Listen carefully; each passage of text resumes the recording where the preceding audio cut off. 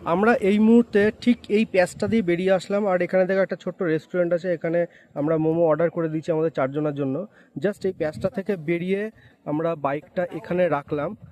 চারজনের বাইকই আছে, দেখো এখানে চারটে বাইক রাখলাম এখানে। রাখার সাথে সাথে যে ভিউটা পেলাম, সেই ভিউটা তোমরা একবার দেখো। এই দেখো ভিউটা কি এক্সট্রিম লেভেলের সুন্দর লাগছে দেখতে। মানে এখান থেকে পাহাড়ের গ্রিনারির বেডটা শুরু হয়েছে, একদম শেষ হচ্ছে ঠিক এই পজিশনে গিয়ে। আর তোমাদের আরেকটা বলি, এই নদীটা দেখতে পাচ্ছ, এটা হচ্ছে জলঢাকা নদী। আর ফ্রন্টে এই যে ছোট্ট গ্রামটা দেখতে পাচ্ছ, এটা হচ্ছে রিভার বেডের একটা গ্রাম।